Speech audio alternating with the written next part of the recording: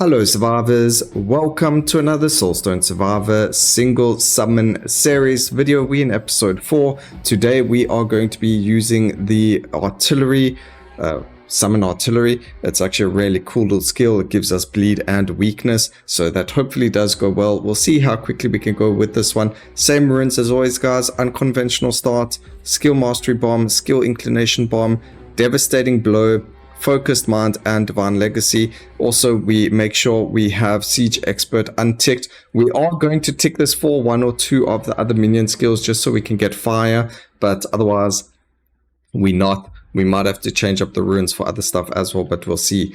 That would be perfect. Like debilitating poison will be perfect for when we do the hounds. We're gonna get poison on hit, but otherwise let's just see what happens here. I have played with this before and we've got about a 6-minute 30 run with it. Let's see what we can do today. I think I may have learned some things. One is I'm not going to focus on the actual bleed. I'm going to be focusing on the relative damage of the skill rather than bleed. So multicasting cast frequency like every other skill, and not focus on the bleed like I just mentioned. These are going to be much better. We've got full crit, so let's go with multicast first and try and get as many of them out as possible. We do have all of them out already, or 4, so we definitely need increased number of summons. Also, I don't know if area of effect matters with these. I did try before to increase the area of effect, but I don't think it fires bombs at nearby enemies. I don't know if those bombs can hit multiple enemies. It does look like they can, but when I played it, I did try and increase the not the movement speed, the area of effect as much as possible, and it really didn't seem to do a good justice for us. So I really didn't see a lot of area of effect helping. I could be wrong, but you might need a lot more area of effect to see it doing justice. Alright, we do go and get rid of absolutely every single one of the the defensive stats. So our HP, block, and armor have been removed. We do remove the Leviathan just because we do need the movement speed. Although it's not the hardest difficulty, we could take Leviathans, but I just like to get rid of it so that at the beginning we get things like higher options of getting these better upgrades. So I will take the expansive just because maybe it does help. And we should have gone and removed that rare upgrade. Although it is a rare upgrade, we don't necessarily need it. I don't think we're going to need the movement speed for this one. Good thing we actually got rid of it, because we landed up getting a +1 instead. So really good good RNG again. I don't think we need more magnetic. The game's not going to last long enough, so we'll get rid of those as well. And in terms of killing enemies, how good does it feel? It feels very slow compared to some of the others.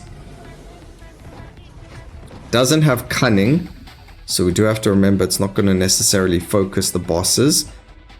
And also it doesn't, oh my gosh, double rares like that.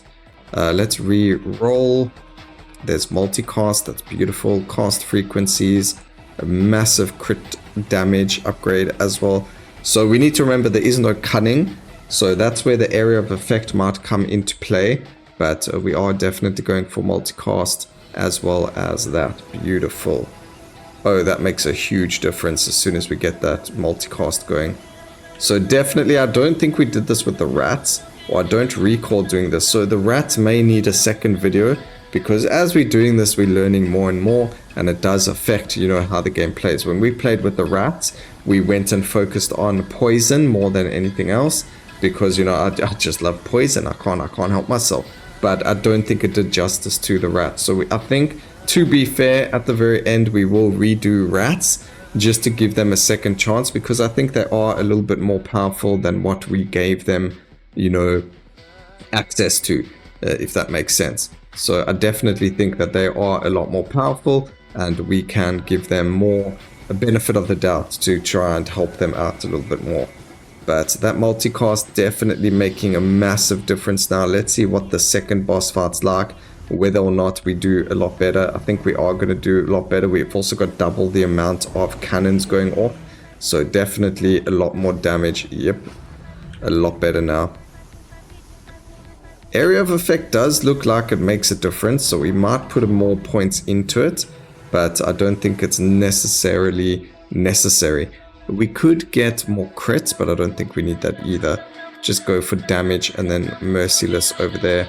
Get ourselves the relentless as well as the damage over there as well. Beautiful.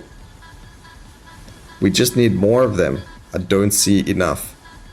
Also, in case you're ever wondering, Broken, why are you going into the corner of the map every single time? It's force of habit, ladies and gentlemen. I'm not necessarily a speedrunner per se, but it makes the enemy spawn faster. So if we're looking for better times, which we're not necessarily trying to do, but we are doing, sitting in the corner is the best way to get enemies to spawn a lot faster, because they spawn in terms of distance to you.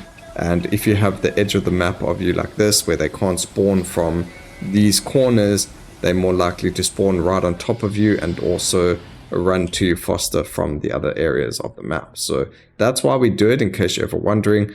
We'll just grab some more bleed, because why not? And then the crit damage over there. And this should hit, it looks like we're hitting some really good spots right now already. So let's see, stay in the same area for as long as possible, and wham bam. I don't see any chaos bombs, so that's very good. Alright, so more area of effect, damage, and we'll just take one more bleed. We should see bleeds on crit and things like that. We can get it, I mean bleed does help deal more damage, but don't let bleed be your focus. We don't need the bleed to poison, so we'll get rid of that. We'll take one critical strike, and then reroll here, one damage increase as well. I think more if they rarer or the uncommon versions of those passives, they might be worth taking, but I'm just taking one so we can get different options. Like now we'll be able to get the bleed deals 40% of its total damage immediately sort of upgrade, since we have so many bleed applications going. So you need 3, I believe. So we've got hits, we've got crits, we've got the skill itself, which is 3 applications of bleed, which means now that we will see that upgrade if we want to. But over here we've got beautiful upgrades. We don't need this multicast if we're grabbing this one, because it doesn't really make a difference. This one gives us more anyways. But if you're looking for even more multicast, then you can grab both, which we are going to do, because why not? Why not take all that beautiful multicast when you can get it? And then just make sure you dodge all the bad guys' attacks. At least once they start attacking a certain enemy, they stick on that enemy for you. So we don't have to worry about that. So it's not necessarily cunning, but at least as soon as they start hitting a boss, they make sure they kill that enemy before it starts hitting something else. Ooh, yes. We have 10 of them. I wonder what this would look like with like 50 sitting around. Time-wise, not the greatest. Still very fun, very visually appealing as well. So maybe they don't win in the damage reward, but with regards to, you know, what they look like, it looks really cool. Looks like freedom.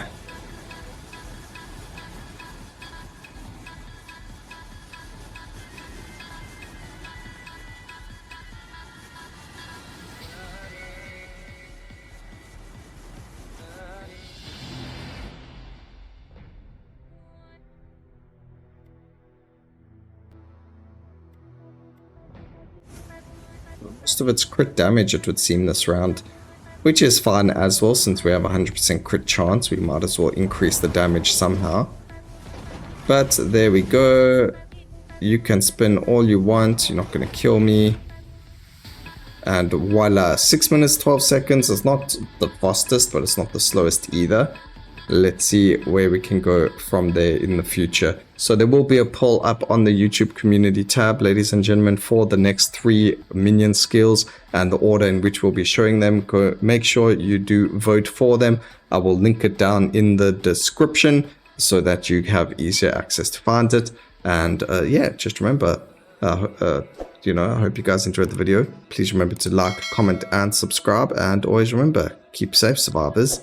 Until next time, cheers.